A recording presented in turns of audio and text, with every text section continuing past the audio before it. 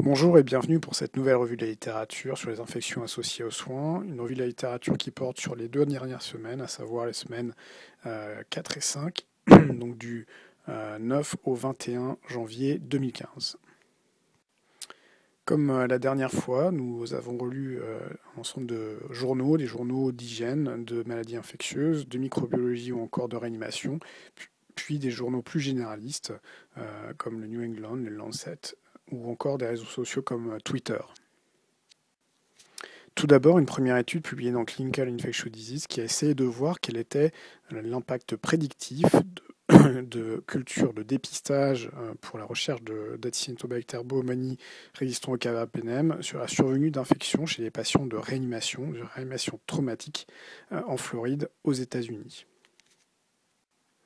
Il s'agit d'une étude de cohorte rétrospective qui a été conduite dans un hôpital de 1500 lits environ, avec un taux d'acquisition d'Acinetobacter résistant au carbapenem d'environ 55 cas pour 10 000 patients admis dans cette réanimation traumatique. Compte tenu de ces problèmes d'Acinetobacter, en fait, les réanimateurs ou les hygiénistes ont décidé de mettre en place un système de prévention qui se base sur la surveillance et le dépistage des patients vis-à-vis de cet Acinetobacter résistant au carbapenem. Et ces dépistages étaient des dépistages rectaux ou encore des dépistages respiratoires lorsque le patient était ventilé. Lorsque l'on regarde les résultats, durant les 13 mois de l'étude, 479 patients ont été admis dans cette réanimation traumatique. Parmi ces patients, 315 ont été inclus et n'ont pas eu de dépistage positif, alors que 49 inclus ont eu un dépistage positif avec un Acinetobacter baumannii. Lorsque l'on regarde sur le tableau 1 la différence entre les patients positifs et négatifs pour le dépistage, eh bien, on retrouve une différence significative sur le sexe. Il y avait plus de femmes que d'hommes. Sur la ventilation mécanique, avec plus de patients ventilés dans le groupe des patients positifs au dépistage, et également un traitement par carbapenem et vancomycine plus important pour les patients dépistés positifs. Lorsque l'on regarde les patients qui ont été infectés par ces Acinetobacter baumannii résistants au carbapenem, eh bien, il y a eu 60 patients infectés contre 364 qui ne l'ont pas été. Ces infections étaient principalement des pneumopathies acquises sous ventilation, mais également des infections urinaires ou abdominales. Lorsque l'on regarde la comparaison entre patients infectés et non infectés, eh bien, les variables qui sont significativement différentes sont la surveillance, donc un dépistage positif, mais également avoir été ventilé durant l'étude. Et ce, après ajustement sur les autres variables par une méthode de régression logistique.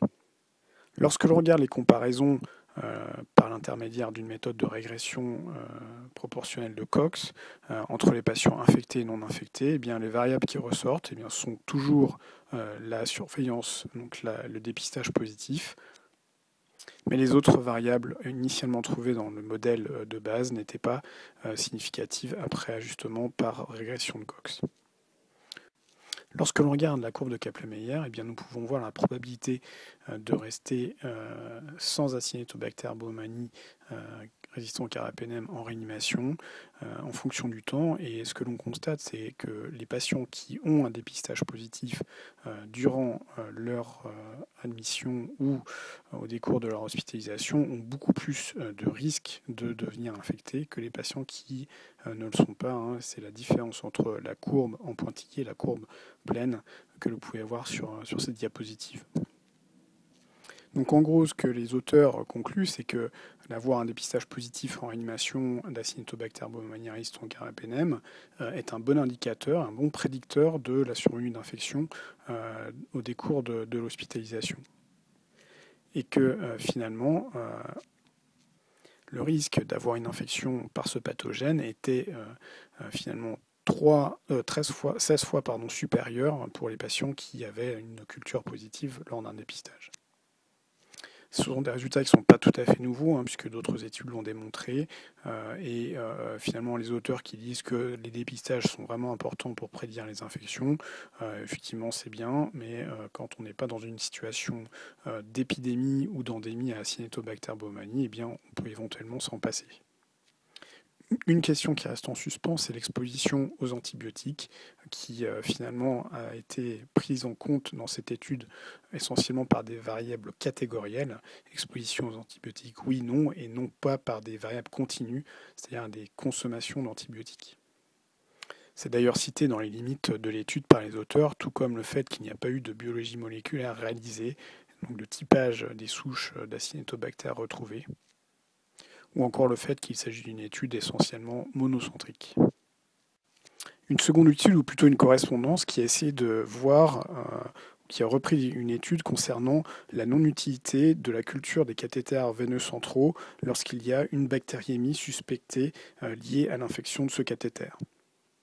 Tout d'abord, ce qu'il faut voir dans cette étude, c'est que les deux types de cultures, qu'elles soient par sonication ou des techniques plus standards de type technique de Brin-Buisson, sont recommandées pour le management des bactériémies liées aux cathéters veineux centraux par les sociétés américaines.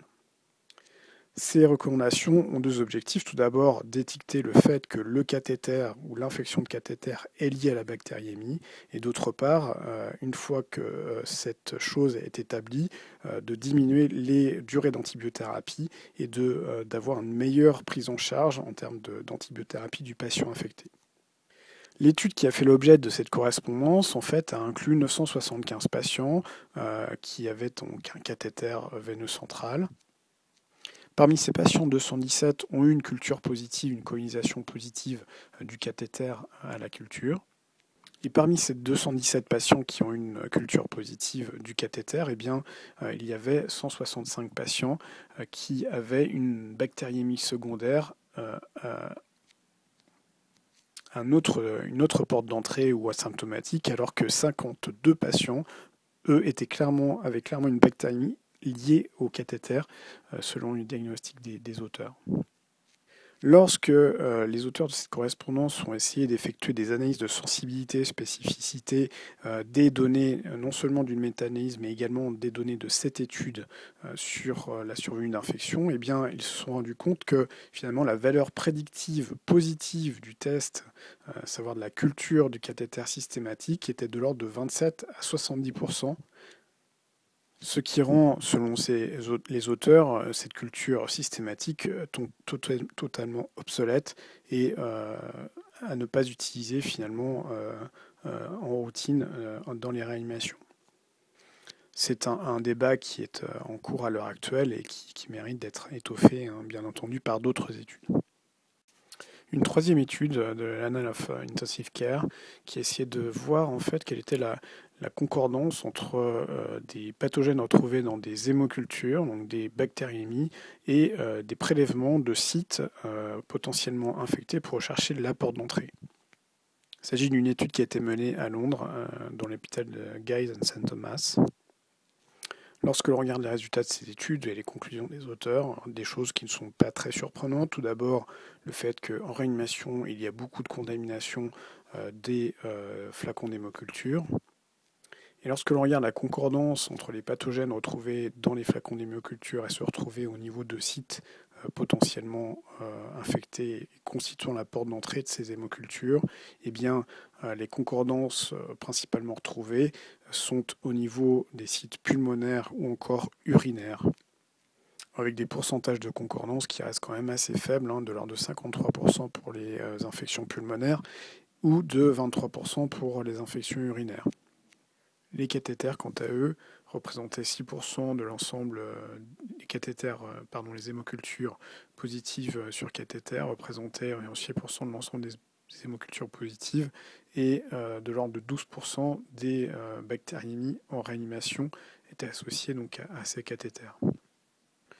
Finalement, les auteurs concluent sur le fait qu'il faut accentuer les stratégies de prévention des infections respiratoires et urinaires pour limiter le fardeau des bactériémies dans ces réanimations.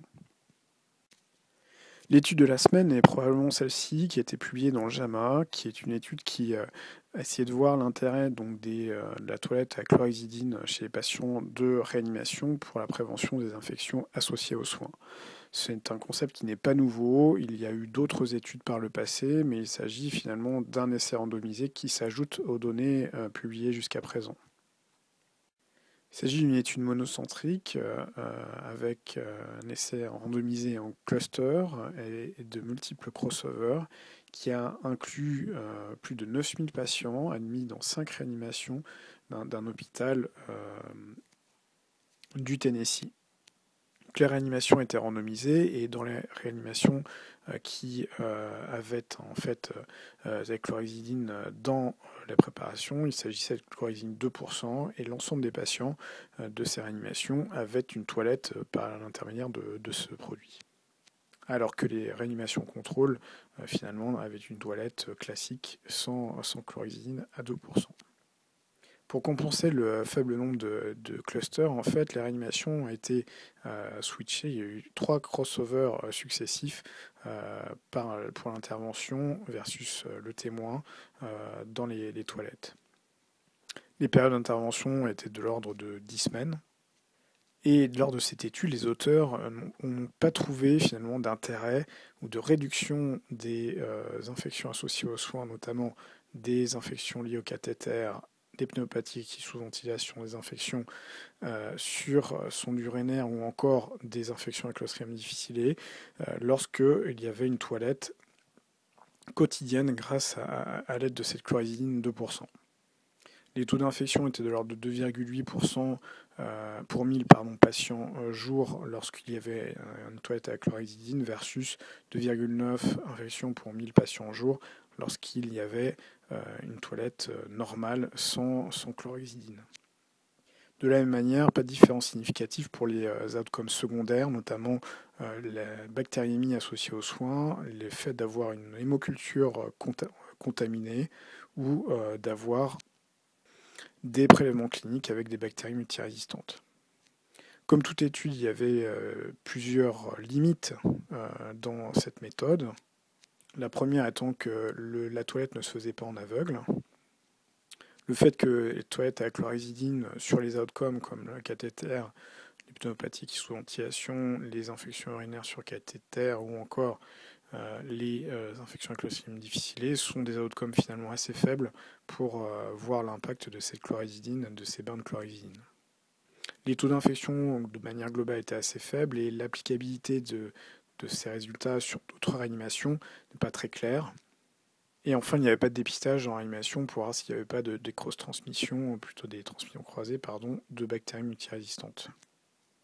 Cette étude contraste en fait avec les 2 études précédentes, notamment l'étude de Climo et de Hang, qui étaient également des essais randomisés en cluster, en crossover, qui incluaient de nombreux patients, publiés dans de très bonnes revues, qui finalement montraient que les bains ou les toilettes à chlorhexidine permettaient de diminuer les nombres d'acquisitions par les bactéries multirésistantes ou encore les bactériémies liées à des infections associées aux soins. Dans l'étude de Climo, par exemple, il a été démontré que finalement ces toilettes à chlorhexidine permettaient de diminuer le nombre de RV ou encore de réduire le nombre de bactériémies liées au cathéter dans ces réanimations.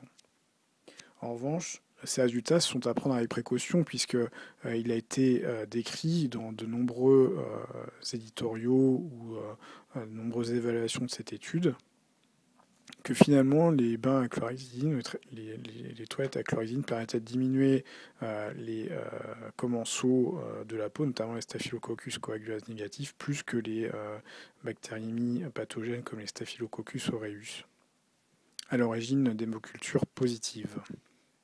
Et donc ces bains à chlorhexidine permettaient de diminuer finalement le nombre de contaminations d'hémocultures plutôt que le taux d'infection dans ces réanimations.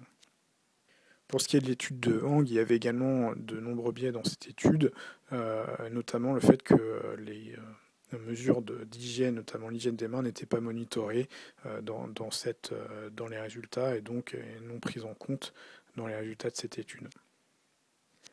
L'effet collatéral en fait de ces traitements, de ces bains à la chlorhexidine, eh bien, c'est la survenue de résistances qui ont été démontrées.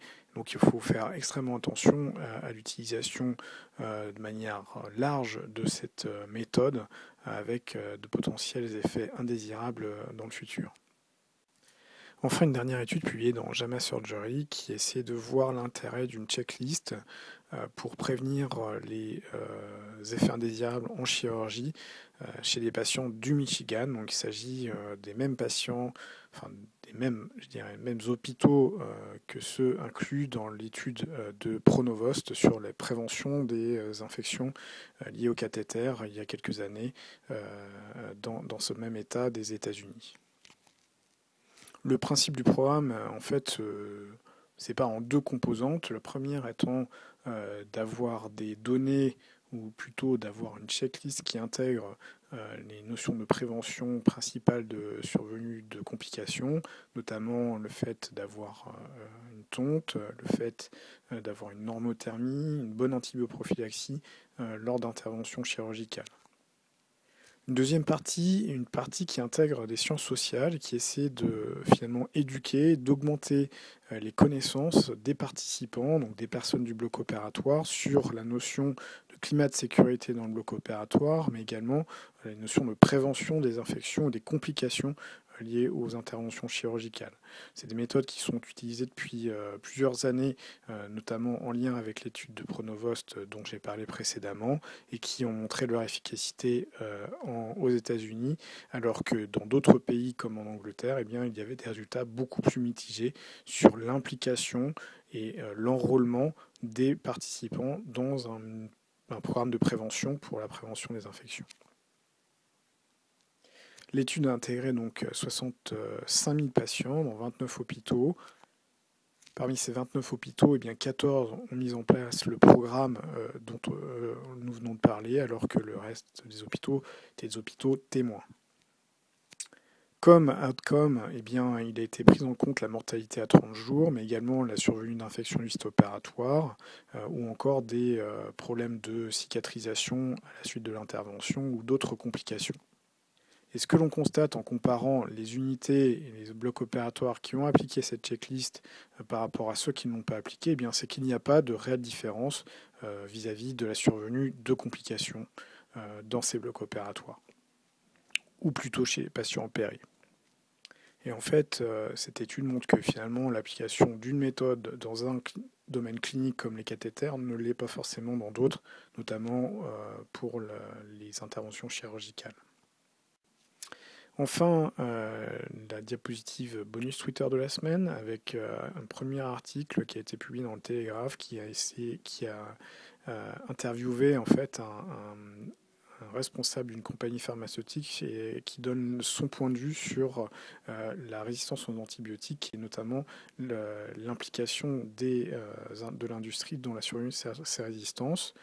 Une seconde chose, c'est une étude du décembre 2014 de l'AGIC qui montre que finalement les étudiants qui toussent et qui sont enrhumés ne portent pas forcément de masque ou ne font pas forcément attention et que les hommes font finalement pire que les femmes, pas très surprenant.